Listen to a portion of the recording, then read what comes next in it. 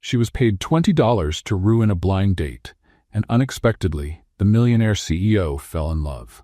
Before we start the story, leave a comment telling us which city you're watching from.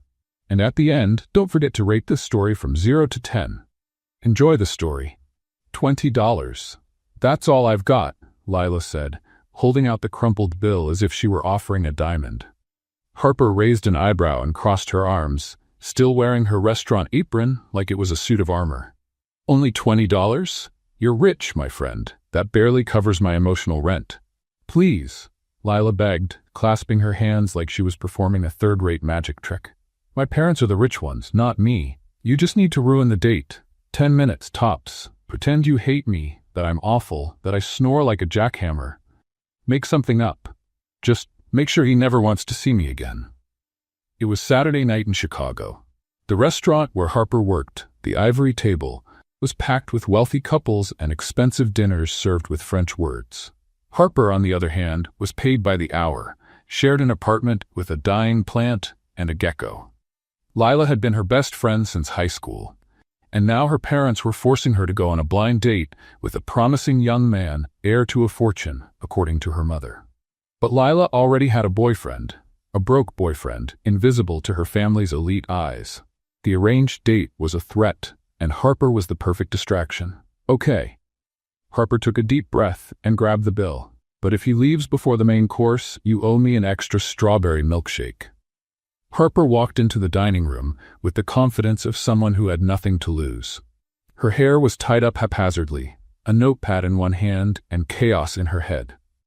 She spotted the table in the brightest corner of the room. Lila sat up straight, her smile frozen, her eyes pleading.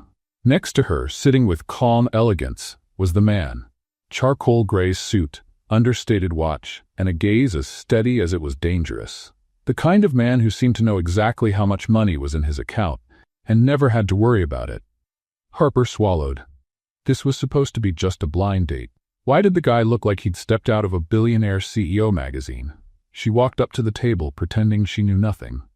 "Good evening," she said, forcing an overly bright smile. "My name's Harper, and I'll be taking care of you tonight, or ruining everything, depending on how you look at it." Lila nearly choked on her water. The man, Dylan, just looked up, curious. "What can I get you to drink?" Harper asked, looking straight at Dylan. "Just don't order sparkling water. Lila snores so loudly in her sleep she wakes the upstairs neighbor. Oh, and she snores like a tractor, too. Did you know she talks in her sleep? Full sentences. One time she yelled, 'Give me back my croissant,' at 3 in the morning. The neighbor knocked on the door thinking there was a bakery fight. Dylan raised an eyebrow. "Harper," Lila gasped, pretending to be outraged. "Oh, sorry," Harper said dramatically. "Was I supposed to save that for the third date?" Dylan laughed, a short, quiet, but genuine laugh. "And what would you recommend for dinner?" he asked, still looking at Harper. "Well, I'd recommend something with lots of garlic. Lila loves garlic. She eats 6 cloves a day." Harper smiled. Lila's face turned red. Dylan leaned forward, clearly entertained. "Does she cook?" he asked, already knowing the answer.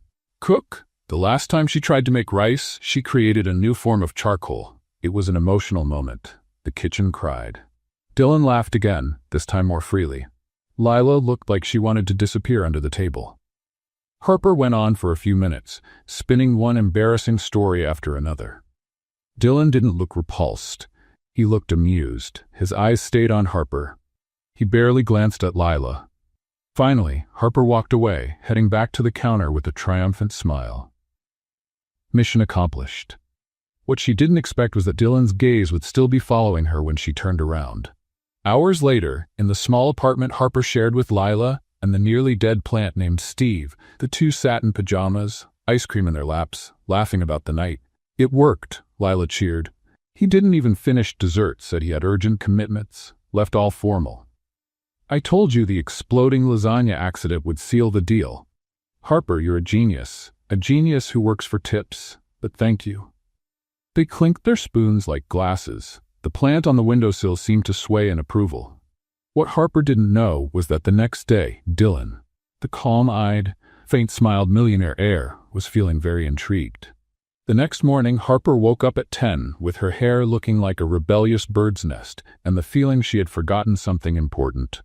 Oh, right. Work.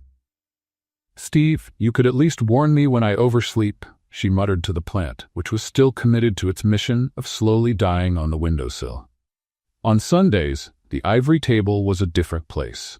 Fewer dazzled couples, more families trying to impress in-laws, and lonely executives pretending to read financial newspapers while eating alone. Harper liked Sundays. Less drama, more tips born from existential guilt. She tied the apron around her waist and checked the tables in her section. Table 3. A family with 3 kids who had already turned the floor into a battlefield of crumbs. Table 5. An elderly couple debating whether the sauce had too much salt or not enough love. Table 7, empty as it usually stayed until... Good afternoon. Harper almost dropped her tray. It was him, the man from yesterday's date. She hadn't even paid much attention to his name in all the confusion. "You," she said, pointing at him with her pen as if identifying a suspect. "What are you doing here?" "Having lunch," he replied with that restrained smile that was already starting to annoy Harper simply because it was far too charming. "This is a restaurant, isn't it?" "It is, but..." Harper hesitated. "Yesterday you ran out of here like you'd seen the ghost of Italian cuisine. I thought I'd traumatized you forever." "Actually," Dylan sat down comfortably in the chair, as if he had all day, "I came back for the food." "Really?" Harper raised a skeptical eyebrow. "You didn't even taste anything yesterday." "Exactly. I got curious." Harper studied him for a moment. He was wearing a light blue shirt, no tie, and looked more relaxed than the night before. Less formal, more human. "Well," she said, picking up her notepad, "what will you have? Just so you know, our special sauce today is chaos seasoned with irony, a house specialty." Dylan laughed, a genuine sound that made Harper blink in surprise. Chaos and irony? Interesting combination. That's what gives life its flavor. Without it, everything gets very dull. "And you know a lot about life's seasonings?" "Well, I've been working here for 3 years serving people who make more in a month than I do in a year. If that doesn't teach you about irony, nothing will." Dylan tilted his head, genuinely interested. "And the chaos?" "Oh, chaos is my specialty," Harper said dramatically. "Sometimes I can even ruin a romantic date in 15 minutes using nothing but embarrassing stories and creativity. It's an art form." "I saw that. Very impressive." Harper stopped, pen suspended in the air. "Wait. You thought that was impressive? Most people find it disturbing. Most people are boring." There was a moment of silence where Harper didn't quite know what to say. Compliments weren't exactly her area of expertise. "Anyway," she cleared her throat, "what do you want to eat?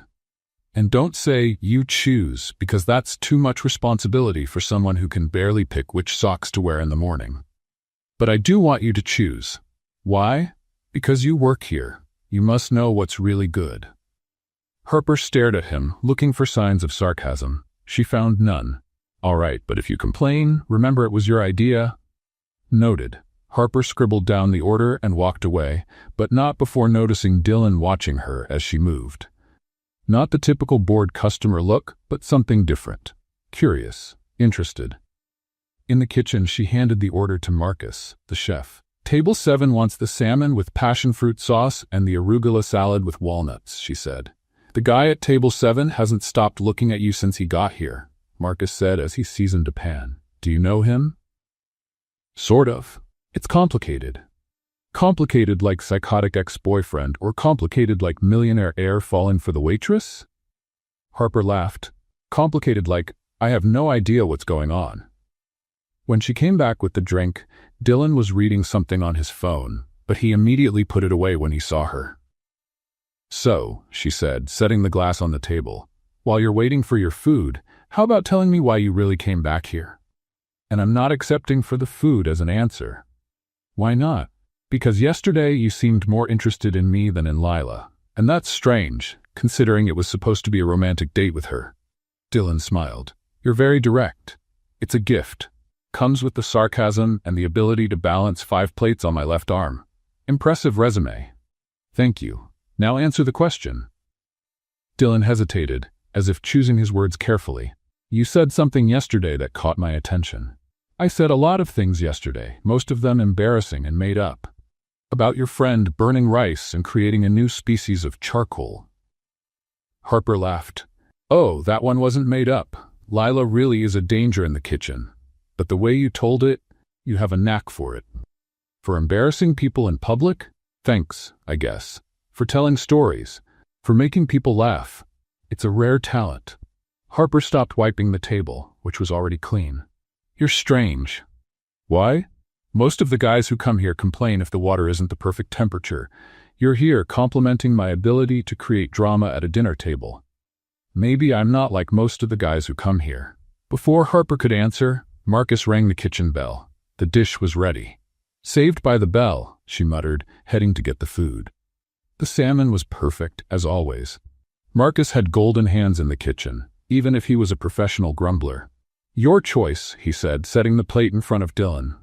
If you don't like it, it's entirely my fault, and I'll take the consequences.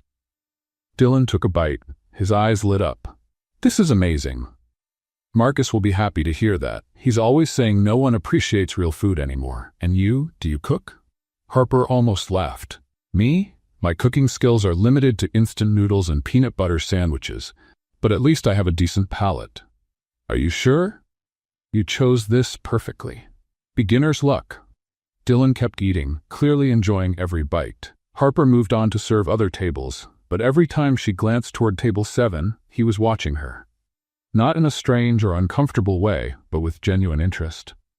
When she explained to the family at table 3 why they didn't serve regular nuggets, not this strange French thing, Dylan smiled. When she convinced the couple at table 5 to try dessert because life is too short to skip the tiramisu, he nodded in approval. You're popular here, he said when she came back to clear his empty plate. Popular is a fancy word for the waitress who talks too much. I'd say charismatic. You have a very generous vocabulary. Dylan chuckled and signaled for the check. How much do I owe? Harper calculated quickly. $28. Dylan took out his wallet and placed two $50 bills on the table, along with a small, elegant card. The change. Keep it. Harper looked at the money. $72 in tip on a $28 meal? That's a lot. For exceptional service and a perfect menu choice. But take it, Dylan said as he stood up, and read the card after I'm gone. He left with the same calm stride as yesterday, but this time Harper had the feeling something had changed. She picked up the card. Expensive paper, elegant gold-embossed letters. Dylan Hayes, CEO, Hayes Corporation. Harper read it once, twice, 3 times. Oh my God, she whispered, then louder. Oh my God! Marcus came out from the kitchen. What?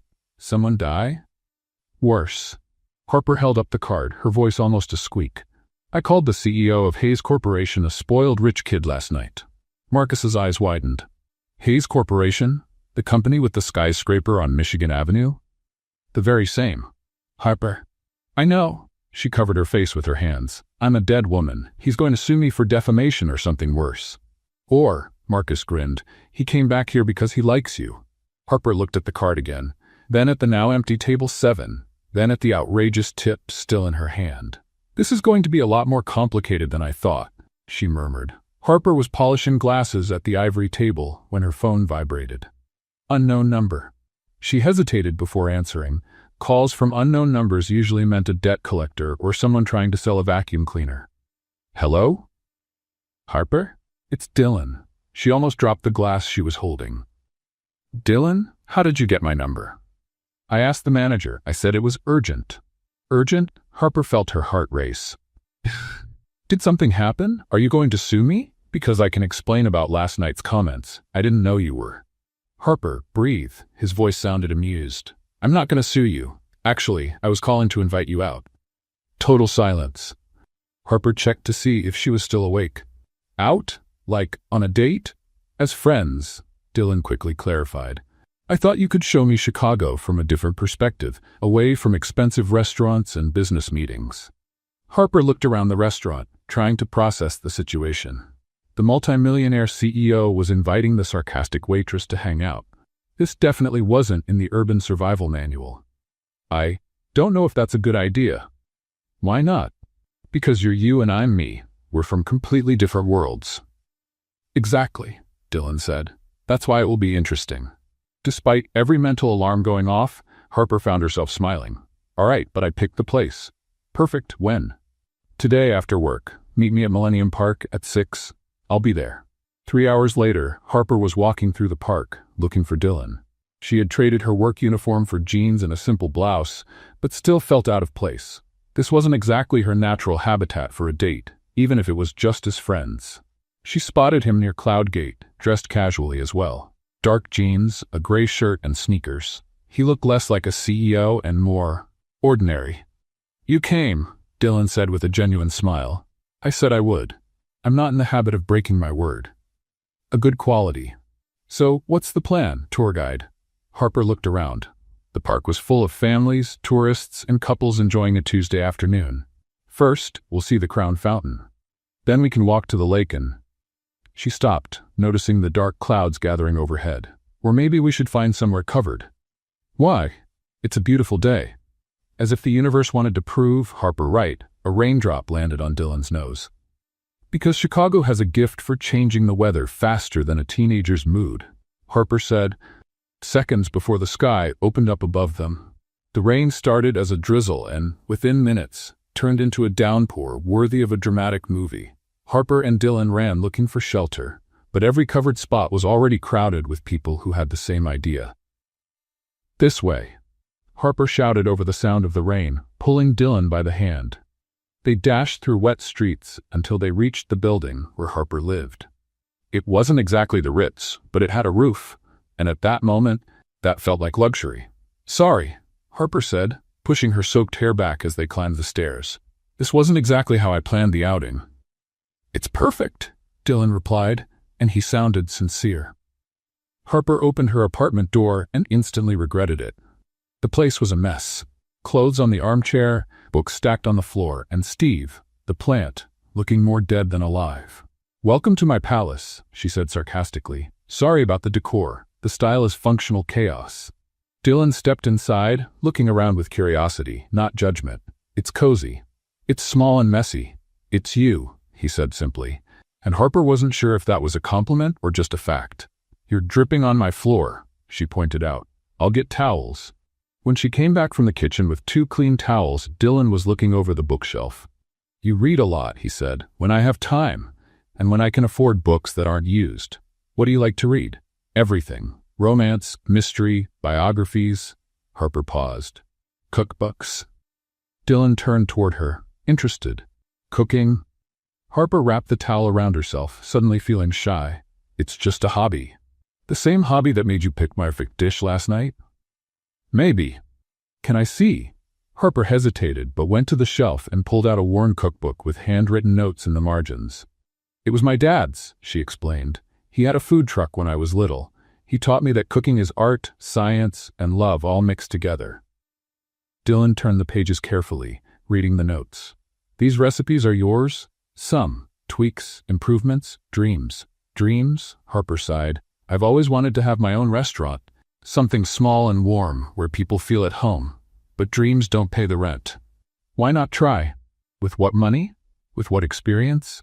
I work as a waitress, not a chef. But you have talent. Talent isn't enough in the real world. Dylan closed the book and looked at her. Have you ever tried? Tried what? Chasing the dream. For real. Harper laughed, but without humor. Dylan, you don't get it. People like me don't open restaurants. People like me serve food in restaurants owned by people like you. That's nonsense. That's reality. They were silent for a moment, the tension thick in the air. I'm hungry, Dylan said at last. Are you cooking, or should we order pizza? Harper glanced toward the tiny kitchen. I can improvise something. Just don't expect miracles. I accept the challenge. Harper rummaged through the fridge and cupboards. There wasn't much, but enough. Pasta, tomatoes, garlic, and some herbs she grew on the windowsill. Dylan sat at the counter, watching her work. Harper started by sautéing garlic in olive oil, adding chopped tomatoes and fresh seasonings.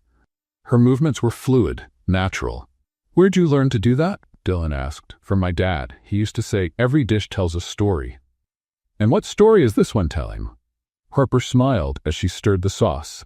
The story of a waitress trying to impress a CEO with $5 worth of ingredients. It's working. The pasta was ready in 20 minutes. Simple, but perfectly seasoned. Dylan took a bite and closed his eyes. This is amazing. It's just pasta with tomato sauce. No, it's not. This has soul. They ate at the small kitchen table, talking about everything and nothing. Dylan spoke about the pressure of taking over his father's company, about expectations and responsibilities. Harper talked about growing up without much money, but with plenty of love. Sometimes, Dylan said, I envy people like you. Poor people? Harper laughed. Trust me, it's not as glamorous as it sounds. Free people. You can be whoever you want, do whatever you want. As long as I can pay the bills. But you get to choose your own battles. Harper studied him. There was something vulnerable in his expression. And you can't? My battles were chosen before I was born. The moment turned intimate, filled with unexpected honesty. Dylan leaned slightly forward, and Harper felt her heart race. That's when the door flew open. Harper, Lila shouted, clearly drunk. You won't believe the night I've had. She stumbled into the kitchen and stopped abruptly when she saw Dylan. Hi, she said, blinking several times as if trying to focus. You're really handsome. Are you a delivery guy? Harper choked. Lila, because if you are, I need to order a pizza. I'm starving and… Lila tripped and grabbed the table for support. Wait, why are you wearing Marcus's shirt? Lila, this is Dylan, Harper said quickly. Dylan? Lila frowned. Dylan who? The only Dylan I know is that guy who… Her eyes went wide. Oh my God, you're the guy from the date. Dylan gave a polite wave. Hello, Lila. You came back, Lila yelled, then whispered loudly, Harper, he looks really hot today. Lila, you're drunk. I am, but I'm not blind. Lila turned to Dylan.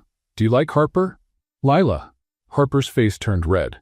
Because she's amazing. She cooks like an angel. She's funny, and once she saved a cat from a tree. Well, the cat actually climbed down on its own, but she tried. Dylan laughed. Good to know. And she's single, Lila went on. Very single. Tragically single. Like hasn't been kissed in 6 months single. Lila. What? I'm helping. Lila tripped again. You two make a beautiful couple. He's rich, you're poor. Just like a soap opera. Harper wished the floor would swallow her whole. I think I'd better go, Dylan said, standing up. No, stay, Lila protested. I'll go to my room and you can keep doing whatever you were doing. And by the look of things, it was something interesting.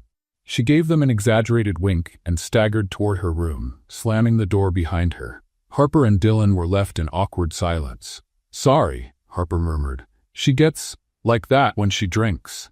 It's fine, Dylan smiled. But I think I really should go. You have work early tomorrow. You're right. They walked to the door in silence. Dylan turned before leaving. Thank you for dinner and for the company. This was the best night I've had in a long time. Even with the rain and Lila being drunk, especially because of that. He leaned in, and for a moment Harper thought he was going to kiss her, but instead he gently kissed her forehead. Good night, Harper. And he left, leaving Harper in the doorway, touching the spot where his lips had been, her heart beating faster than it should.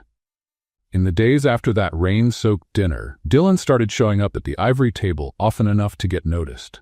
Not every day, but often enough for Clara, the manager, to start asking uncomfortable questions, and for the other waiters to start speculating about Harper's rich admirer. On Thursday, he came in at lunchtime and ordered only a coffee, staying for 2 hours reading newspapers and watching Harper work.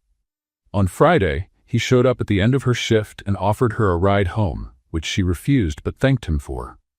On Saturday, he simply appeared at the park where Harper was walking, pretending it was a coincidence. Are you following me? Harper asked, stopping next to the bench where Dylan was sitting with a book. Technically, I was here first, he replied, holding up the book. Restaurant Management for Beginners. Fascinating reading. Harper glanced at the book, then back at him. Why are you reading that? Academic curiosity. Dylan Hayes doesn't do anything out of academic curiosity. You've got some crazy plan in your head, don't you? Dylan closed the book and smiled in that dangerously familiar way. Actually, I have a proposal for you. If it's for me to be your private waitress, the answer is no.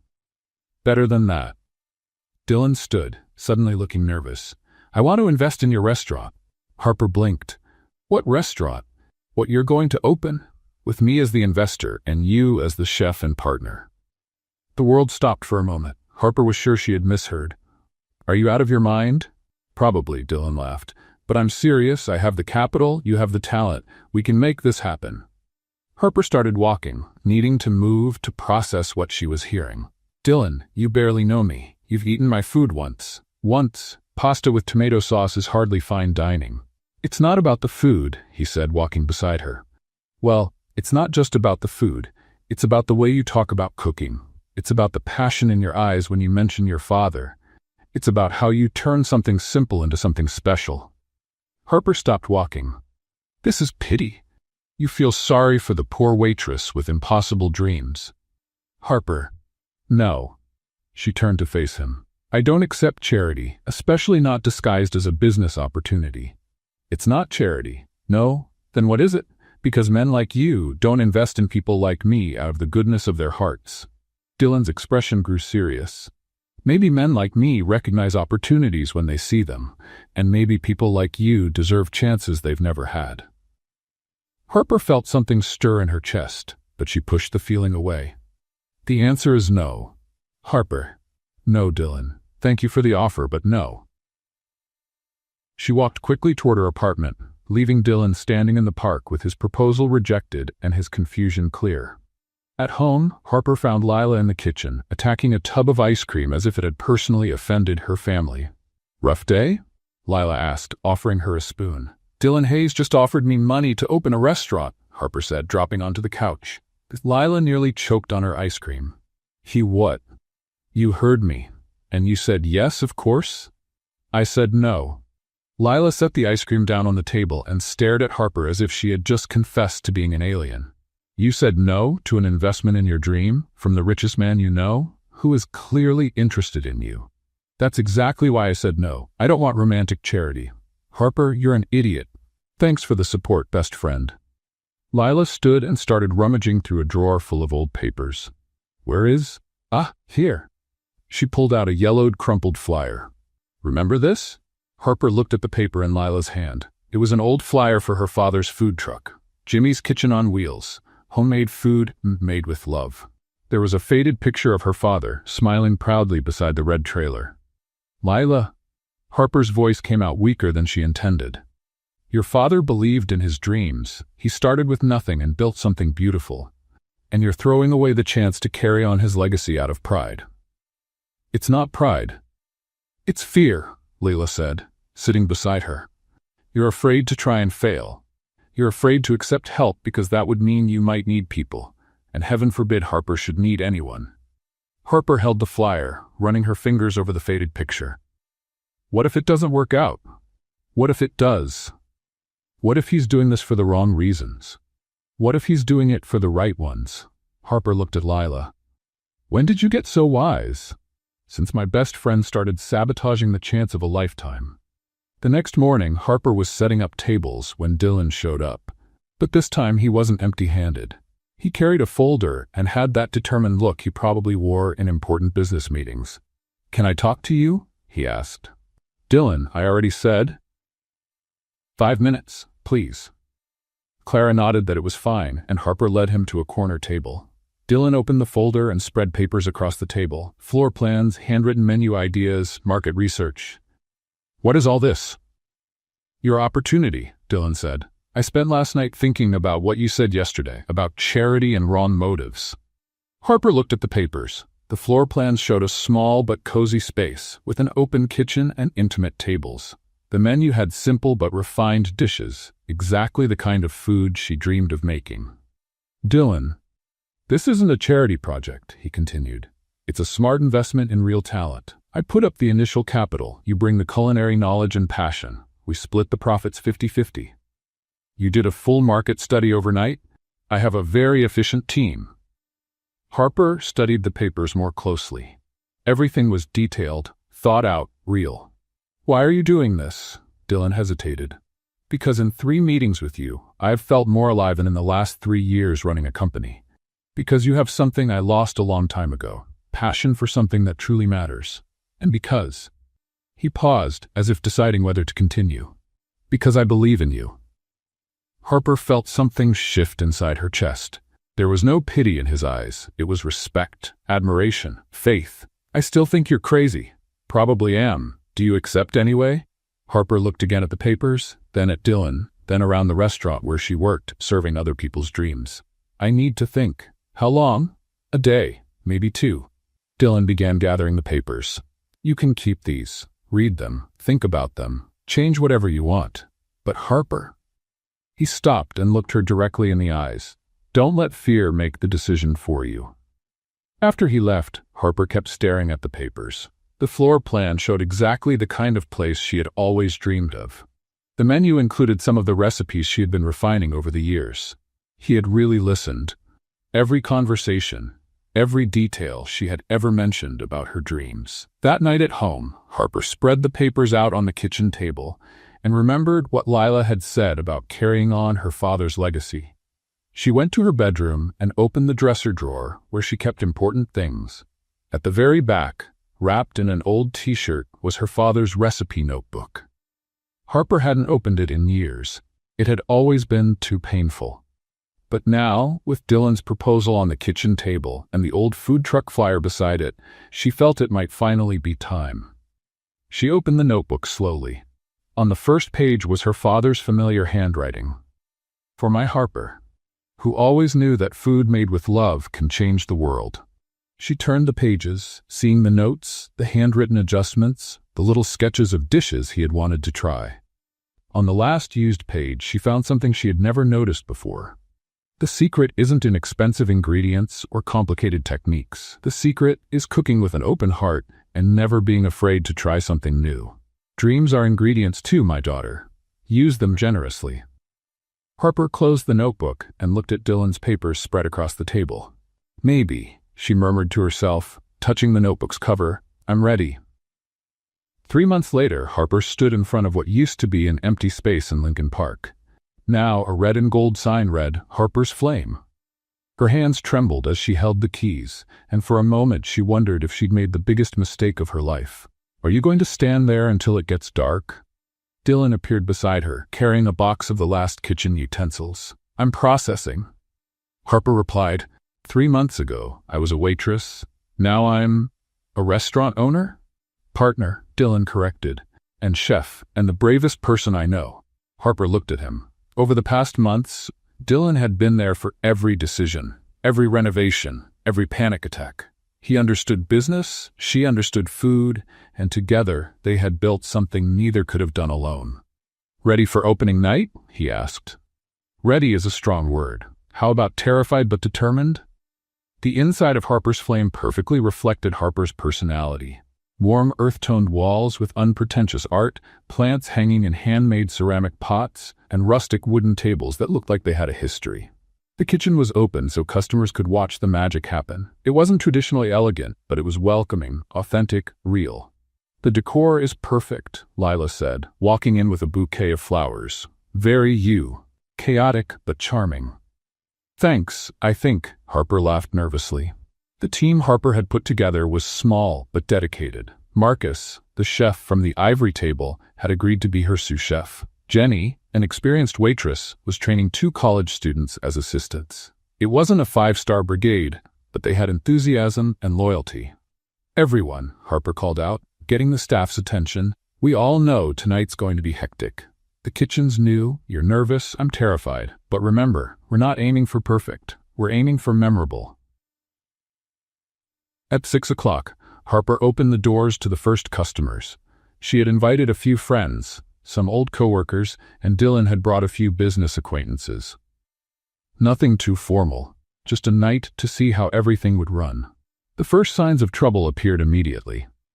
The sound system, which was supposed to play soft jazz, suddenly started blasting electronic music at an ear-splitting volume. Jenny rushed to turn it down and accidentally shut it off completely, leaving the restaurant in total silence. Welcome to Harper's Flame, Harper announced to the guests, trying to keep things light. Where the music is as unpredictable as the menu, the customers laughed and the tension eased. In the kitchen, Marcus discovered the oven's temperature was all over the place. The first dishes came out either undercooked or burnt. Harper had to improvise, changing recipes on the spot and explaining to the guests that they were sampling beta versions of the dishes. Table 4 wants to know why the soup is cold, Jenny whispered to Harper. Tell them it's experimental gazpacho, Harper replied, quickly seasoning a pot of sauce. And smile like it's on purpose. Dylan moved from table to table, chatting with guests and making them feel like part of a culinary adventure rather than victims of a dining disaster. The most chaotic moment came when Tommy, one of the college students, tried to carry 4 plates at once and tripped over his own foot. The plates flew through the air in slow motion, creating a shower of mushroom risotto that splashed across 3 different tables. And that, Harper announced from the middle of the kitchen, was our demonstration of abstract culinary art. The table that got the worst of it happened to be 2 local food critics Dylan had invited. Harper was certain her reputation had died before it had even begun. But instead of complaining, they started laughing and asked to take photos of the art installation on the floor. Only at Harper's Flame, one of them said, do you get entertainment included in the price? By 9 o'clock, against all odds, the restaurant was running smoothly. The dishes were finally coming out on time. Jenny had tamed the sound system, and the guests were clearly enjoying themselves. There was something about the chaotic yet welcoming atmosphere that made people relax and connect. Harper was in the kitchen, finally breathing normally for the first time in hours, when Dylan appeared. "How are you feeling?" he asked. "Like I've survived a culinary tornado," Harper laughed, wiping her hands on her apron. "But a good tornado, you know?" "Have you seen the guests?" Dylan gestured toward the dining room. "They're loving it.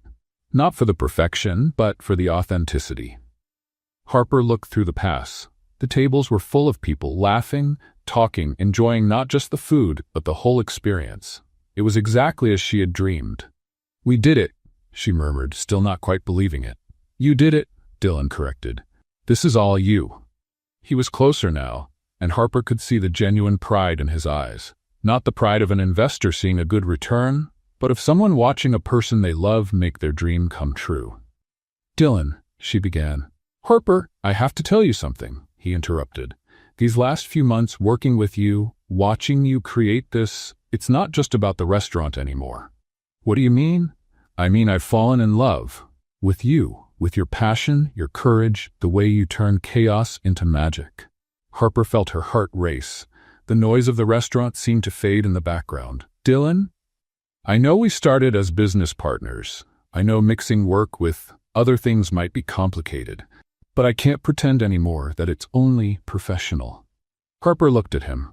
For months she had tried to ignore the feelings growing between them, focusing only on the restaurant. But now, in the middle of the success they had built together, it was impossible to deny. "So have I," she whispered. "I've fallen in love too."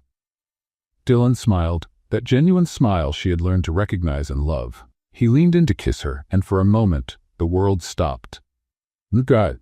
Tommy shouted. Splash! A wave of tomato sauce hit Harper and Dylan head-on. Tommy had slipped again, this time carrying an entire pot of sauce that now decorated the kitchen wall, the floor, and most of all, the 2 restaurant owners. Sorry, Tommy stammered, bright red with embarrassment. Harper looked at Dylan, both of them dripping with sauce from hair to shoes.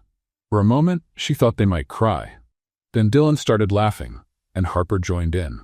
Within seconds, they were laughing like teenagers, standing in the middle of their kitchen, completely covered in sauce. "Well," Harper said, wiping sauce off her face, "at least now we know the sauce recipe is good." "Excellent, actually," Dylan agreed, licking a bit off his finger. What they didn't know was that a customer had filmed the whole scene through the kitchen pass.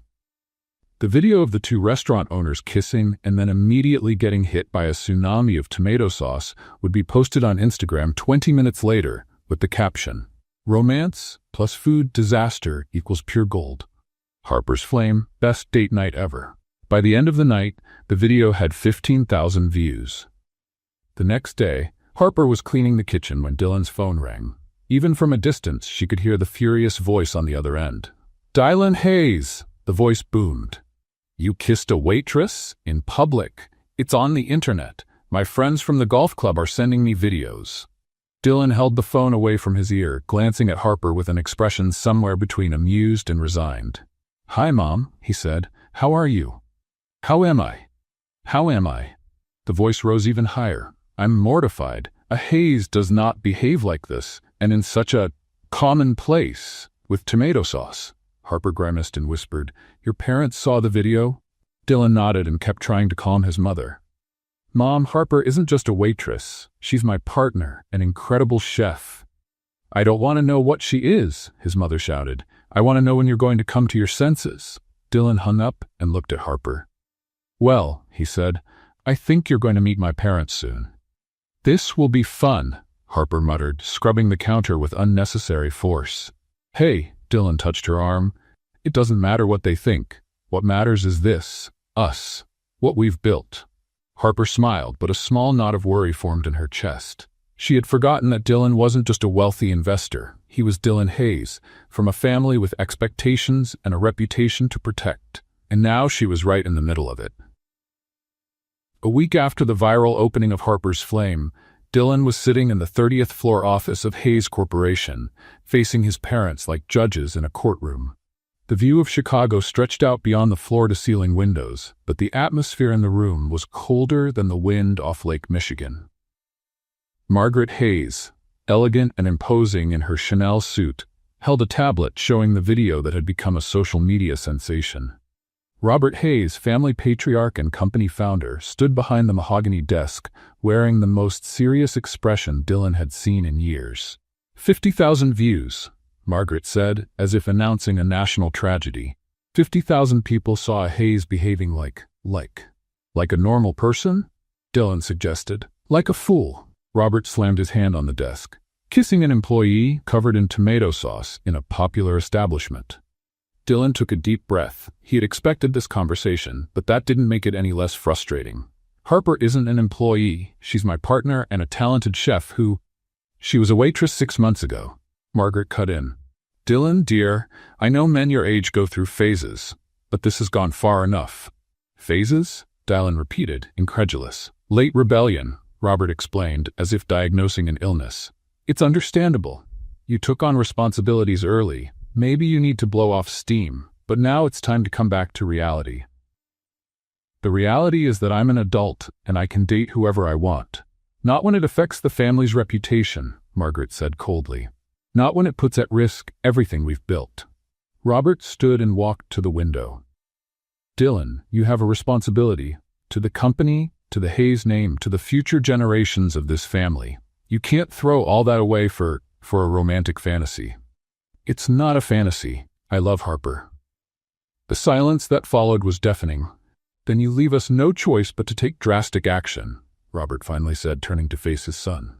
If you continue with this relationship, you will be removed as president of Hayes Corporation. Your inheritance will be cut off. You will be disowned. Dylan felt as if he had been punched in the stomach. You wouldn't do that. We will, Margaret confirmed. And we've already started preparing the papers. You have 1 week to end this and come to your senses. And if I refuse, then you'll find out what it's like to live in the real world you seem to admire so much, Robert said. Without the Hayes name, without Hayes resources, without Hayes protection. Dylan searched his parents' faces for any sign of hesitation, any crack in their resolve. He found none. I need to think. You have 1 week, Margaret repeated. Use it wisely. In the days that followed, Harper noticed a change in Dylan. He still came to the restaurant, but he seemed distant and distracted. Their conversations were short and professional. The warm looks were gone, replaced by a cold politeness that left her confused and hurt. He's acting strange, Harper told Lila as they closed the restaurant on Thursday. Since Monday, it's like he's a different person. Maybe he's having problems at the company, Lila suggested as she counted the cash register. Or maybe he's having second thoughts, Harper murmured. About the restaurant, about me, about everything. Harper, you're being paranoid. Am I? He barely looks me in the eye anymore. And yesterday, when I tried to talk about expanding the menu, he just said, "Ask Marcus," and walked away. Lila stopped counting and looked at her friend. Do you want me to talk to him? No, Harper sighed. If he wants distance, I'll give him distance. On Friday, Harper's Flame was as busy as ever when a well-dressed, middle-aged man asked for a table for one. Nothing unusual. He ordered grilled salmon and a glass of white wine, ate quietly, and paid without any issues. 20 minutes after leaving, he came back shouting, I'm going to sue this place, he yelled, drawing everyone's attention. The food was spoiled. I'm feeling sick. Harper rushed from the counter to where he stood. Sir, what's the problem? We can sort this out. The problem is you almost killed me, he went on, dramatically. Food poisoning. I'm calling the health department. Sir, please, let's talk calmly. There's nothing to talk about. My lawyer will contact you. He stormed out, leaving Harper stunned and customers whispering nervously. Within 15 minutes, 2 other tables asked for their checks and canceled their orders. What was that? Marcus asked, stepping out of the kitchen. I don't know, Harper said, checking the salmon batch. The fish was perfect. I inspected everything this morning. On Saturday, Harper got a call from a lawyer saying the restaurant was being sued for negligence and food poisoning. The amount, $500,000. Dylan arrived at the restaurant an hour after she called him, looking more serious than ever. Tell me everything, he said, sitting in the small back office. Harper described the incident, showing all the purchase receipts, quality certificates, and the strict safety protocols they followed. This doesn't make sense, Dylan murmured, going over the papers. All the suppliers are certified, you follow every procedure. Dylan, what if it's true? Harper asked, her voice shaking. What if I really missed something? What if… Harper, look at me, Dylan took her hands. You're meticulous with food. There's no way this was negligence. For a moment, Harper saw the old Dylan again, caring, protective, present. But then he pulled back, as if remembering something. I'll hire a lawyer, he said formally. We'll take care of this. Dylan, what's going on? You've been different since Monday. If something's wrong, tell me. Nothing's wrong. I'm just dealing with some company matters. What kind of matters? Dylan hesitated, clearly struggling with himself. Family matters. About us. His silence was all the answer she needed. I see, Harper said, standing up. Well, thank you for hiring the lawyer. Send the bill to the restaurant. Harper. No, Dylan, it's fine. I understand perfectly.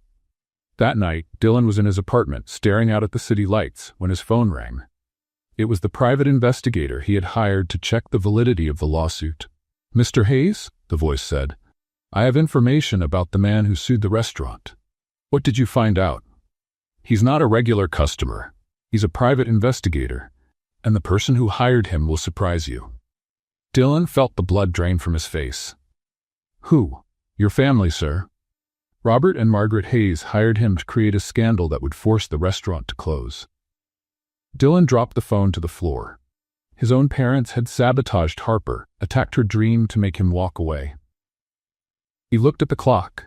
It was almost midnight, but it didn't matter. He grabbed his car keys and ran out. He had to tell Harper the truth. He had to fix this. But when he got to her apartment, the lights were off, and she didn't answer her phone. His parents' ultimatum was working exactly as they planned, and Dylan realized it might already be too late to choose between his family and his heart. Harper was sitting on the kitchen floor of the restaurant at 5 o'clock on Monday morning, surrounded by piles of invoices, negative newspaper clippings, and a cup of coffee that had gone cold hours ago.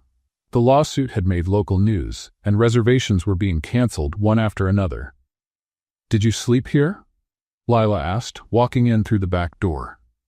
Sleep is a luxury I can't afford right now, Harper murmured, showing her the cancellation list. 43 reservations canceled since Friday. If this keeps up, we'll be closed in 2 weeks. Lila sat down next to her on the floor. What are you going to do? Harper looked around the kitchen that had become her life, her dream, her identity. I'm going to fight, she said, with a determination that even surprised herself. If they're going to take me down, it will be while I'm fighting. By hosting a free tasting night, I'm going to prove that our food isn't just safe, it's the best in Chicago. Lila stared at her as if she'd lost her mind. Harper, you're going to give free food to people who might sue you too? I'm going to give free food to people who can spread the truth, Harper said, standing up as energy returned to her body. Marcus, she called to the sous chef who had just arrived, I need you to help me put together the most impressive menu of our lives. Over the next 3 days, Harper worked like a woman possessed. She refined recipes, tested new dishes, and created a tasting menu that told the story of her culinary journey. Each dish was a love letter to honest food, made with quality ingredients and skilled technique. Dylan appeared occasionally, always distant, always formal. He offered to help finance the event, but Harper refused. "I can do this on my own," she said without looking at him. "Harper, let me help." "Why?" She finally turned to face him. "So you can feel better about walking away when things got hard?" Dylan looked as if he was about to say something, but simply nodded and left. What Harper didn't know was that Dylan was working behind the scenes. He had quietly reached out to food journalists, bloggers, and local influencers, all curious about the controversy. He had also made sure the event's safety would be impeccable and that every ingredient was documented and certified. On Thursday night, Harper opened the restaurant doors for a night of truth, as she had named the event. More than 100 people showed up, including many familiar faces of loyal customers, but also strangers drawn by curiosity. "Good evening, everyone," Harper said, standing in the center of the restaurant, her heart pounding. "I know many of you came here because of the controversy. Others came because you believe in us. Whatever the reason, tonight you will taste food made with love, transparency, and truth." The first course was bruschetta with organic tomatoes and basil grown in the restaurant's garden. Harper showed the certificates for each ingredient, explained the preparation process, and invited anyone to visit the kitchen. Sarah Chen, a food critic from the Chicago Tribune, was there. Harper saw her writing down every detail, tasting each dish with scientific precision. "This is our wild mushroom risotto recipe," Harper announced, serving the second course. "The mushrooms come from an organic farm 40 kilometers from here. The owner, Mr. Williams, is here tonight and can tell you about the growing process." A gray-bearded man gave a shy wave from the back of the restaurant. Harper's strategy was brilliant, not just serving food, but telling the story behind each ingredient, putting a human face on every aspect of the restaurant. Midway through the evening, Marcus approached Harper with a concerned expression. "There's a health inspector here," he whispered. "He wants to check the kitchen." Harper smiled. "Perfect. Tell him to go right ahead. Cameras, tests, whatever he wants." The surprise inspection turned into another moment of transparency. Harper invited everyone present to follow along, turning what could have been an embarrassment into a show of confidence. "Perfect temperature," the inspector announced, checking the refrigerator. "Outstanding hygiene protocols." The crowd applauded. Around 10 o'clock, Harper noticed a group of men in suits talking quietly in the corner. They didn't seem interested in the food and were speaking urgently on their phones. "Who are those guys?" she asked Jenny. "I don't know. They came in about half an hour ago and haven't moved from there." The event was a resounding success. People not only ate, but bought vouchers for future visits, took photos, and posted on social media with positive hashtags. At the end of the evening, Sarah Chen approached Harper. "Miss Collins," she said, "this was one of the most impressive displays of culinary integrity I've ever seen. Expect my review in Sunday's edition." When the last customer left, Harper finally let her shoulders relax. She had done everything she could. Now all that was left was to wait. That's when she saw the envelope on the floor near the door. Expensive paper, official seal. "What's that?" Lila asked, watching Harper pick it up. Harper opened it with trembling fingers. It was a court summons. A new lawsuit, this time for damaging business reputation and deceptive business practices. The amount, $2 million. "How is this possible?" Harper whispered. "We just proved our innocence to 100 people." "Who gave this to you?" Lila asked. "It must have been one of those men in suits," Harper said, sinking into a chair. "They were here all night, just waiting for the right moment." Harper's hands shook as she read the document. This time it wasn't just about food poisoning. It was about misleading investors, questionable business practices, and a list of accusations that sounded like someone was trying to destroy not only the restaurant, but her reputation entirely. "Harper," Lila said softly, "this isn't about food anymore. Someone wants to ruin you." A knock on the door interrupted her thoughts. It was close to midnight. Harper opened it cautiously and found Dylan standing outside, 2 suitcases at his feet, his expression a mix of determination and desperation. "Dylan? What?" "I was fired," he said simply. "Well, technically I was removed as CEO and cut off from my inheritance. But the important part is, do I still have you?" Harper looked at him, at the suitcases, at the man who had been distant all week and was now standing on her doorstep vulnerable. "I don't understand." "My parents," Dylan said, stepping inside uninvited, words pouring out. "They hired that man to create the scandal. They're behind the lawsuits. I found out today and confronted them. I told them I chose you, the restaurant, our life together." "Dylan?" "They said if I didn't break up with you by tomorrow, I'd lose everything. So I lost everything," he said with a sad smile. "But I gained the chance to fight by your side, if you'll let me." Harper held the summons in her shaking hands. "Dylan, you don't understand. They won't stop. I just got another summons, $2 million this time."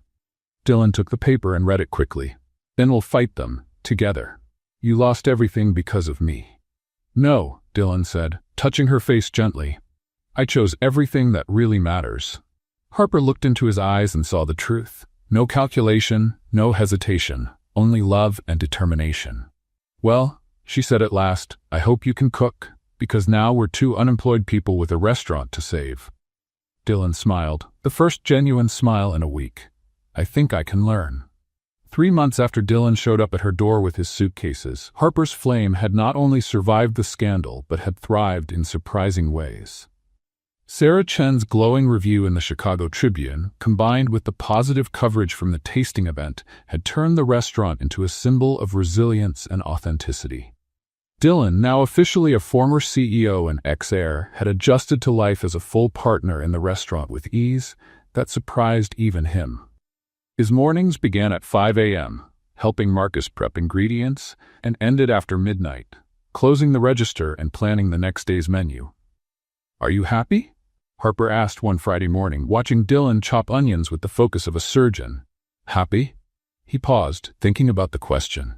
"I'm exhausted, my feet hurt, my hands are full of cuts from handling knives, and I make in a month what I used to make in a day at Hayes Corporation." Harper felt a knot in her stomach. "Dylan? And I've never felt so fulfilled in my life." He finished, smiling. "This is the first time I've worked with my hands, created something real, gone to bed knowing I've made a difference in people's lives." The success of the original Harper's Flame had caught the attention of independent investors, small business owners who believed in Harper's vision of honest, accessible food. A group led by Elena Rodriguez, owner of a family-run coffee shop chain, had offered to finance a second location. West Loop would be perfect, Elena said during a meeting at the corner table. "Young crowd, professionals who want good food without the pretension. You're exactly what that neighborhood needs." Harper looked at the numbers on the laptop. The investment was substantial but fair. The investors wanted 30% of the profits from the new location, leaving 70% for her and Dylan. "It's a great opportunity," Dylan whispered to her. "We can replicate the concept, keep the quality, and expand the impact." "But what if it doesn't work?" Harper replied softly. "What if we're biting off more than we can chew? Then we face it together, like always." The second Harper's Flame location opened 6 weeks later in a renovated space in the West Loop. The decor kept the rustic charm of the original, but added urban touches that connected with the local crowd. The menu was an expanded version of the original idea, elevated comfort food made with local ingredients and fair prices. The grand opening was a complete success. Lines formed on the sidewalk, local influencers posted excited stories, and the Chicago Reader published an article calling Harper's Flame Chicago's Democratic Food Revolution. "We did it," Dylan said, hugging Harper at the end of opening night. 2 restaurants running, a happy team, satisfied customers. "We did it," Harper repeated, but her voice carried a sadness Dylan noticed right away. In the weeks that followed, as both restaurants settled into their routines, Harper grew quieter. Dylan often found her standing by the window, lost in thought, or checking the financial numbers over and over, even when everything was going well. "What's going on?" he asked one night, after they closed the original location. "Nothing," Harper said, needlessly arranging utensils that were already clean. "Harper, talk to me. You've been acting strange for weeks." She stopped arranging things and turned to face him. "Have you ever thought about what you lost because of me?" "What?" "Your company, your inheritance, your family, everything you worked your whole life to build, gone because of a stubborn waitress with dreams too big." Dylan stared at her, trying to understand where this was coming from. Harper, none of that was because of you. It was my choice. It was a foolish choice, she said, her voice cracking slightly. You were the CEO of one of the biggest companies in Chicago. Now you're peeling potatoes in a restaurant. And I love peeling potatoes in this restaurant. You love it today, but what about tomorrow, or in 5 years, when the excitement fades and you realize you traded an empire for this?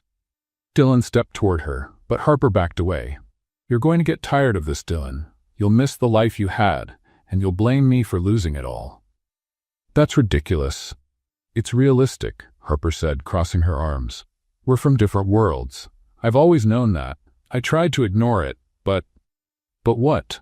But I think we should end things before you hate me for ruining your life. The silence that followed was heavy with pain. Dylan looked at Harper as if she had just told him the earth was flat. You're breaking up with me because you think I'm going to get tired of you? I'm breaking up with you because I know it will happen. Better now, while we still care about each other. Dylan shook his head and laughed. Not a joyful laugh, but the laugh of someone who had just heard something absurd.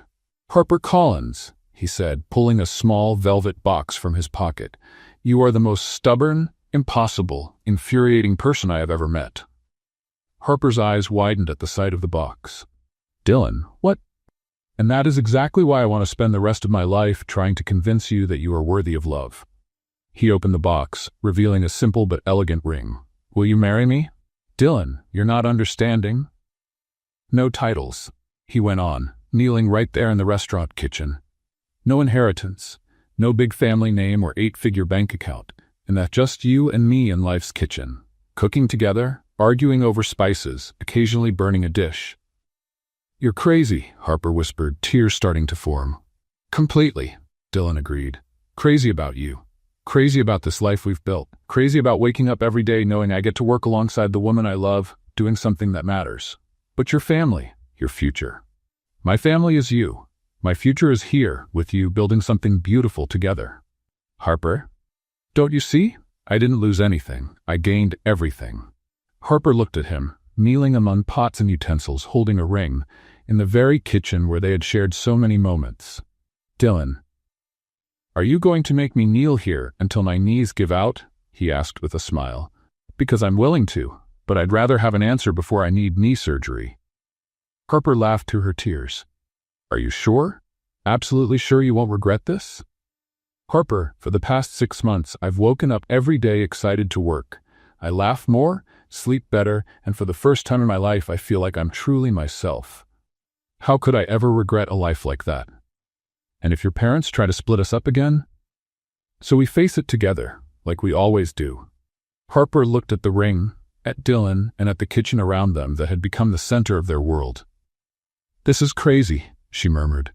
The best kind of crazy in my life, Dylan confirmed. So, will you marry me, or do I have to settle for being your eternally lovesick business partner? Harper knelt down too, so she was at his level on the kitchen floor.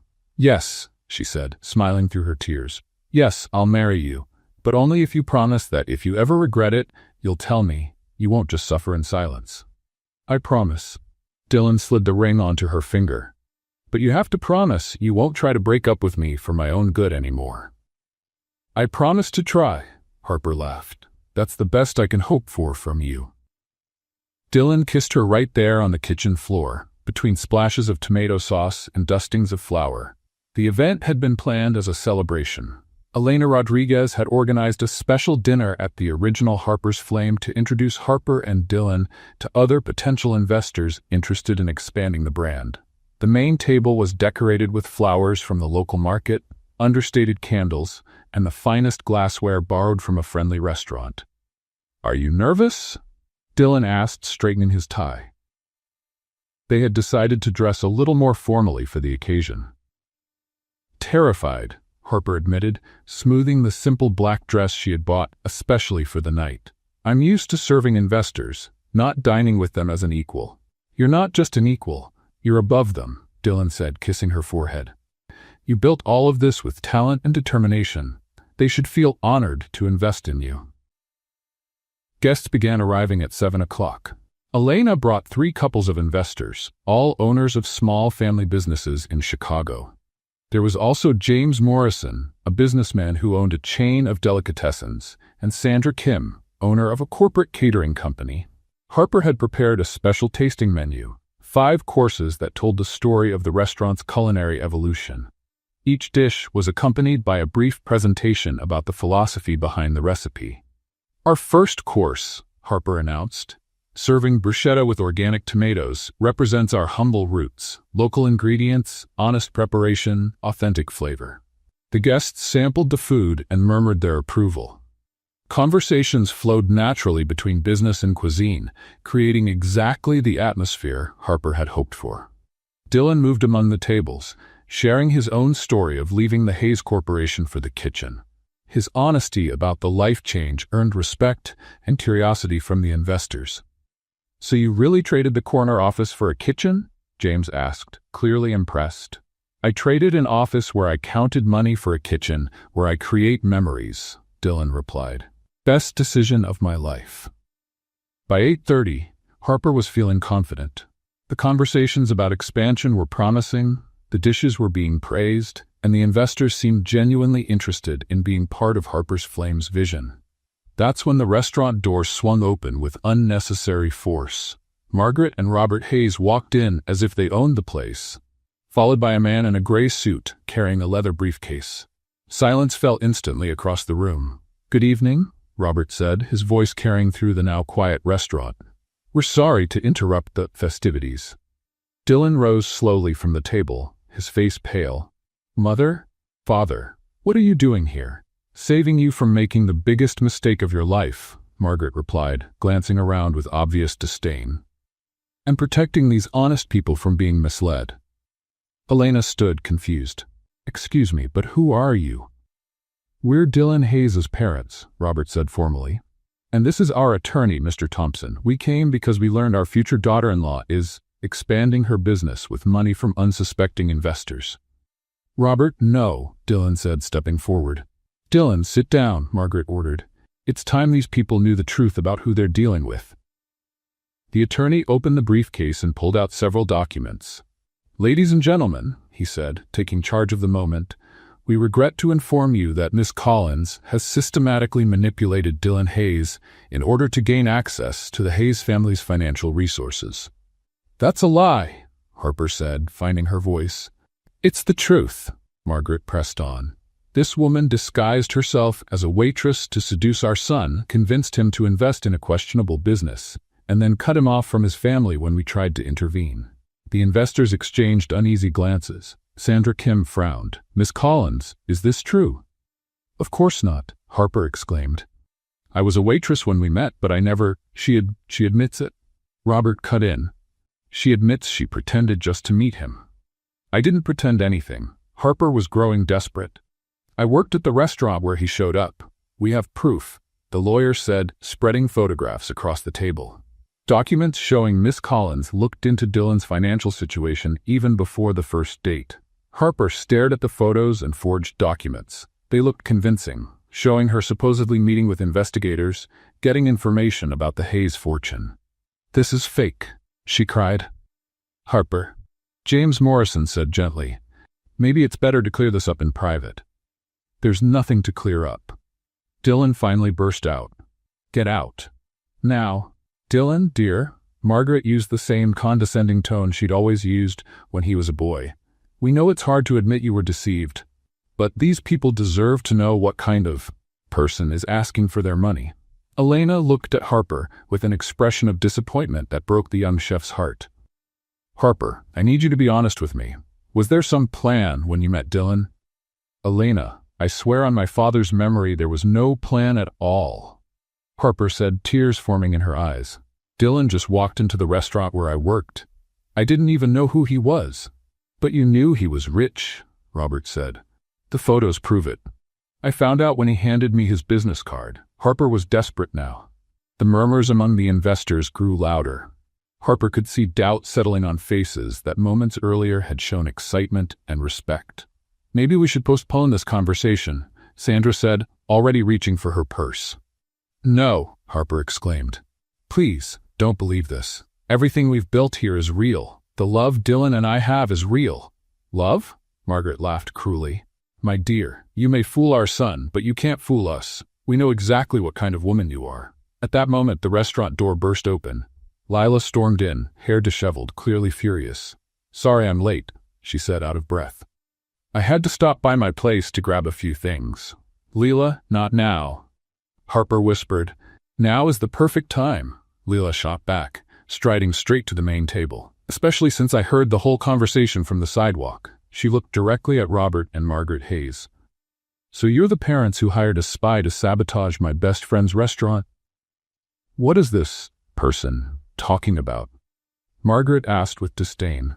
Lila pulled a flash drive from her pocket and slammed it onto the table.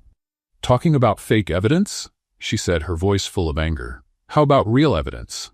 Here are videos of the private investigator you hired. I filmed him sabotaging the kitchen, planting evidence, creating the false food poisoning case. The room went completely silent. I also have recordings of phone calls where you told him exactly how to create the scandal, Leila continued. Want me to play them right here in front of everyone? The lawyer tried to grab the flash drive, but Leila was quicker. Oh no, she said, putting it back in her pocket. This is going straight to the FBI. Conspiracy to destroy a business, falsifying evidence, blackmail. You're in serious trouble. Robert Hayes had gone visibly pale. We don't know what you're talking about. You don't? Lila smiled dangerously.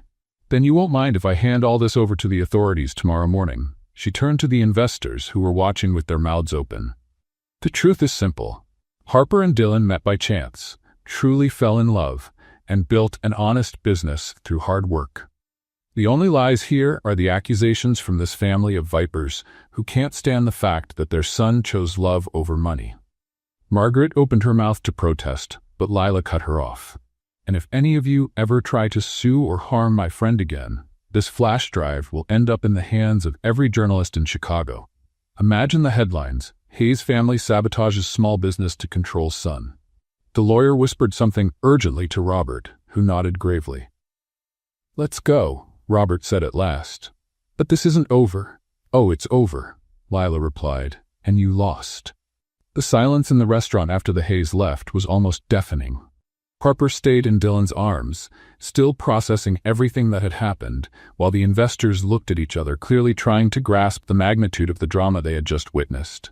Elena was the first to break the silence. Harper, she said, her voice soft but firm, I need you to know that after what we just saw, I'm even more certain that you and Dylan are exactly the kind of people we want to do business with. James Morrison nodded in agreement. Integrity under pressure. That's what we look for in business partners. Sandra Kim stepped closer to Harper. I'm sorry you had to go through this, but it's clear who the honest people are in this room. One by one, the investors expressed not only their continued support, but admiration for the way Harper and Dylan had handled the situation. What should have been a night of humiliation had turned into an unplanned display of character. After the guests left, promising future talks about expansion, Harper turned to Lila, who was slipping the flash drive into her pocket. Lila, she said, her voice tired, I don't want you to use that. What? Lila looked at her as if Harper had just spoken an alien language. Harper, are you out of your mind? That flash drive is proof they tried to destroy you. I know, but I don't want to destroy them in return. Dylan stepped closer, frowning. Harper, they tried to ruin your life, our business, our future. And they failed, Harper said simply. Look around. The restaurant is thriving. We have investors who believe in us. We proved our innocence without humiliating anyone in public. Lila shook her head in frustration. But they might try again. They might, but if they do, then we'll use the evidence. For now, I'd rather keep it as insurance. Dylan studied Harper's face. Are you sure? I am, Harper sighed. They're your parents, Dylan. No matter what they've done, I don't want you to have to live with the guilt of publicly destroying their reputation. Lila rolled her eyes but kept the flash drive. Fine, but if they try anything again, I'm not asking for permission. Fair enough, Harper agreed. In the weeks that followed, a strange peace settled in. The Hayes made no further attempts at sabotage, apparently realizing they had lost the battle. The restaurants kept thriving, and the expansion plans moved forward steadily. But Harper felt restless. "You're acting strange," Dylan remarked one morning, finding her standing at the kitchen window, staring out at the street. "I'm fine." "Harper, you've known me for almost a year. I know when you're not fine." She turned to face him, and Dylan saw something in her eyes he couldn't immediately place. "I need some time," she finally said. "Time for what?" "For all of this. The restaurant, the plans, us." Dylan felt like he'd just been punched in the stomach. "What do you mean?" "I need to think, Dylan, about who I am without all this chaos, about what I really want. But we just got engaged." "I know." Harper touched the ring on her finger. "And maybe that's exactly why I need to be sure. I need to know if I'm choosing you or if I'm just holding on to what feels familiar after so much turmoil." Dylan looked at her for a long moment. "How long?" "I don't know. A few weeks, maybe a month." "And the restaurant?" "You can run it without me for a while. Marcus can take over the main kitchen, and you can handle the administrative side. It'll be good for you to prove to yourself that you can do this on your own." "Harper? Please." Her voice was almost a whisper. "I need this." Dylan wanted to argue, to convince her they were fine, that they had overcome everything together. But something in her expression stopped him. "All right," he finally said, "but that doesn't mean I'll stop loving you." "I know." Harper kissed his cheek. "And that's exactly why I need to be sure I deserve that love." Harper spent the next 2 weeks at her cousin's apartment in Milwaukee, far from Chicago, the restaurants, and Dylan. She cooked only for herself, walked through the city's parks, and tried to remember who she was before all this began. But no matter what she did, her thoughts always came back to Dylan. To the way he had learned to season sauces, to how he smiled when a customer praised a dish, to how he held her through the night when she had nightmares about going bankrupt. Lila visited at the end of the second week. "How are you?" she asked, sitting in the small kitchen of Harper's cousin. "Confused," Harper admitted. "I thought being away would give me clarity, but all I feel is empty." "And Dylan? Do you talk to him?" "Every day. He's keeping the restaurants running, but he's clearly struggling. Marcus said he works until he's exhausted, so he doesn't have time to think." Harper felt a pang of guilt. "Maybe I'm being selfish." "Maybe you're just being human," Lila said. "You've been through a lot of trauma these past few months. It's normal to need time to process." "But what if I lose him?" "Harper, that man walked away from a fortune and his family's company for you. He's not going to give up on you two after just a few weeks apart." 3 days later, Harper was walking through downtown Milwaukee when she passed a small cafe. Through the window, she saw a couple sharing a slice of apple pie, laughing at something one of them had said. They looked completely absorbed in each other, oblivious to the world around them. Suddenly, Harper felt such a sharp, physical ache of longing that she had to steady herself against the wall. It wasn't just for Dylan, it was for everything they had built together. For the mornings in the kitchen, prepping the mise en place. For the evenings, telling stories to regular customers. For the feeling of building something important and beautiful with the person she loved. She pulled out her phone and called Harper's Flame. "Harper's Flame, good morning," Jenny's voice answered. "Jenny, it's me. How's everything?" "Harper." Jenny sounded genuinely happy. "Missing us? Because we are missing you like crazy." "How's Dylan? Working too much, smiling too little, but keeping it all going. Actually, hold on a second." Harper heard voices in the background. And then Marcus came on the line. "Chef, you need to come back." "Why? Is there a problem?" "Not exactly problems, but last night we had a table ask specifically for Harper's risotto. Dylan tried to explain you were on vacation, but the woman said the risotto didn't have the same soul without you making it." Harper felt her chest tighten. "Marcus, look, Dylan's trying really hard. He's learned fast, works hard, but something's missing when you're not here. The restaurant works, but it doesn't have the same life." "And Dylan, how is he really?" Marcus was silent for a moment. "He's surviving, chef, but he's not living." After hanging up, Harper stood on the sidewalk, watching the bustle of the city around her. She had left to find clarity about who she was without Dylan and the restaurants. The answer was simple. She was someone incomplete. That night, she called her cousin. "Can I borrow your car tomorrow?" she asked. "I need to go home." Of course. Did you find what you were looking for? Harper looked out the window toward the south, where Chicago waited for her. I found out I was looking in the wrong place, she said. What I was looking for was never here. It's always been where I left my heart. Harper drove the 4 hours from Milwaukee to Chicago, her heart beating faster the closer she got to the city. She had called Lila and asked her not to tell Dylan she was coming. She wanted it to be a surprise. It was almost 8 in the evening when she parked in front of the Ivory Table, the restaurant where it had all begun. It wasn't by chance she had chosen that place for the reunion. It was there Dylan had first appeared as a mysterious customer. There she had discovered who he really was, and there their lives had become irreversibly intertwined. The restaurant lights were off, but Harper could see a familiar figure moving in the kitchen through the back windows. Dylan was there, exactly where she had hoped he'd be. She used the key Clara had given her years ago for emergencies and slipped quietly in through the staff entrance. The restaurant was empty, chairs stacked on tables, but from the kitchen came the familiar sound of someone at work.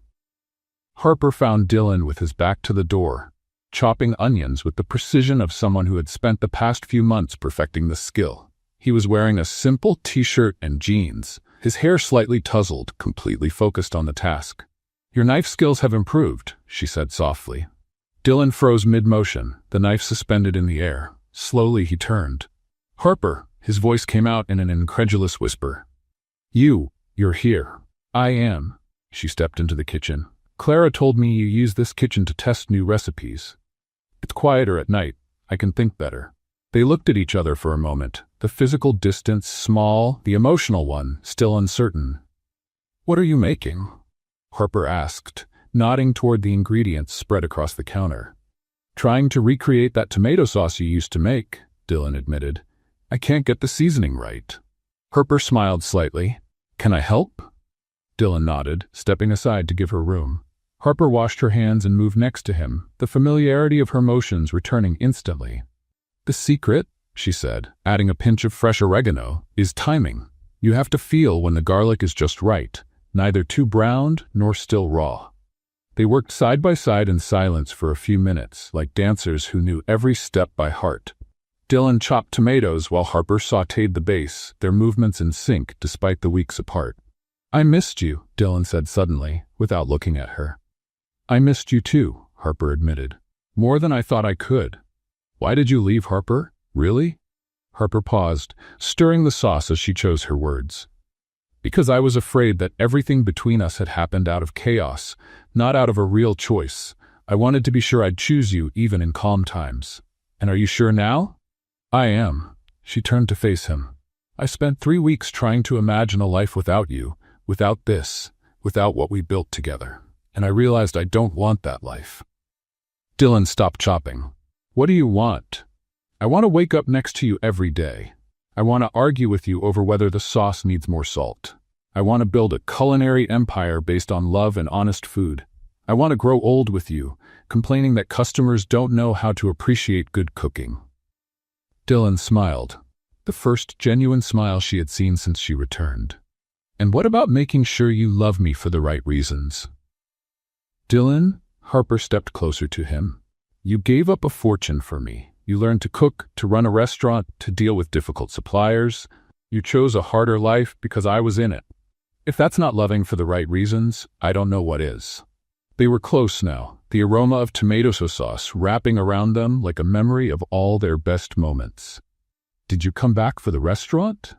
Or for me?" Dylan asked quietly. "I came back because I realized there's no difference." Harper touched his face gently. "You are the restaurant.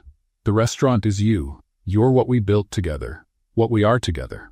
Dylan pulled her closer, resting his forehead against hers. "Don't ever leave me like that again." "Never," Harper promised, "unless you burn my tomato sauce. Then I might have to reconsider." Dylan laughed and kissed her right there, in the middle of the kitchen where their lives had first intertwined, with the scent of garlic and fresh tomatoes witnessing their new beginning. "Come on," he said, taking her hand. "Let's go home." "Home," Harper repeated, and for the first time in weeks, the word felt whole. 6 months later, Harper's Flame had become more than a restaurant. It was a symbol. a symbol that dreams can come true, that true love exists, and that sometimes the best recipes in life come from the most unexpected ingredients. The grand reopening night after the renovation had been planned for weeks. Harper had decided it would be more than a party. It would be a celebration of everything they had overcome and built together. "Are you sure you want to announce the engagement tonight?" Dylan asked, adjusting the lights in the main room. "Isn't that a lot for one night?" "That's exactly why I want to announce it tonight," Harper replied, arranging flowers on the tables. "I want everyone who believed in us to know we made it, in business and in life." The restaurant was decorated with a perfect mix of elegance and warmth. Golden lights created a magical atmosphere, and the aroma from the kitchen promised an unforgettable evening. The first guests to arrive were Elena and her investors, followed by Marcus and the entire team from the ivory table. Clara brought a bouquet of flowers with a card that read, "For the waitress who became the chef of her own destiny." "Have you seen how many people came?" Lila asked, arriving fashionably late but stunning in a red dress that definitely turned heads. "There's a line down the sidewalk." "Leila, you look beautiful," Harper said, hugging her. "Thank you for being here." "I wouldn't miss this even if Chicago were invaded by aliens," Lila grinned. "By the way, I prepared a speech, and before you say no, I've already told everyone I'm speaking." Harper laughed, knowing it was useless to argue. The evening flowed perfectly. Harper and Dylan moved from table to table, sharing stories, serving special dishes, and simply enjoying the moment. The menu for the night was a culinary journey, from the first risotto Harper ever made for Dylan to sophisticated dishes that reflected the restaurant's growth. Around 9 o'clock, Dylan tapped a spoon against a glass, drawing everyone's attention. "Friends," he began, "Harper and I want to thank all of you for being here, for believing in us, and for supporting us through the hard times. And we have something to share," Harper continued, holding out her hand where the ring sparkled under the lights. "We're getting married." The room burst into applause and shouts of joy. Lila, of course, was the first to yell, "I knew it! I always knew it!" Then she turned to the other guests. "I'm the one who brought them together, just so you all know." "Lila," Harper began, "it's true. If it weren't for me sabotaging that awful blind date, these two never would have met. I'm the official matchmaker in this story." Everyone laughed, including Harper and Dylan. It was impossible to be upset with Lila when she was so clearly happy for them. Just then, the restaurant door opened and Robert and Margaret Hayes walked in hesitantly. The room went silent. Dylan stiffened beside Harper, but she squeezed his hand, giving him strength. Robert stepped closer to the couple, Margaret a few steps behind. He looked different, less imposing, more human. "Dylan," he said quietly. "Harper, we were hoping we could speak with you." "Dad?" Dylan replied cautiously. "We came to apologize," Margaret said, stepping forward. "For what we did, for the lies, for the way we tried to tear down something you built with love." Harper looked at Dylan, then at his parents. "I've realized something over the past few months," Robert continued. "I spent my whole life focused on money, reputation, and keeping up appearances. And I nearly lost my son because of it." "Robert saw an interview you gave on television," Margaret said to Harper, "about the restaurant, about your dreams," and he cried. Robert looked embarrassed, but he didn't deny it. "I saw the passion in your eyes when you spoke about food, about the restaurant, the same passion Dylan has always had, and I never understood. I realized you didn't take my son away from me, you brought him back to life." Dylan was clearly moved. "Dad, the money, the business empire, none of it matters if my son isn't happy," Robert said, looking directly at Harper. "And it's obvious you make him happy in a way I could never understand or give him." Margaret stepped closer to Harper. "Could you forgive us, and maybe let us be part of your lives?" Harper looked at Dylan, who gave a small, almost invisible nod. "Everyone deserves a second chance," she said. "Especially family." The hugs that followed were hesitant but heartfelt. The guests, who had been watching in respectful silence, began to applaud again. "And now," Lila shouted, always ready to break overly emotional moments, "let's eat, because food gets cold and love stories are even better on a full stomach." The rest of the night was pure magic. Music, laughter, stories being told, and plans being made for the future. Later, after the last guests had left and they were cleaning up, Harper came out of the kitchen wearing a new apron. On the front, embroidered in gold letters, it said, "Chef of his heart." Dylan stopped stacking chairs and stared at her. "Where did you get that?" "Lila had it made. She said I needed something to make my status official." Dylan walked over to her, a smile playing on his lips. "Chef of my heart, huh?" He pulled her closer. "So what's on the menu today?"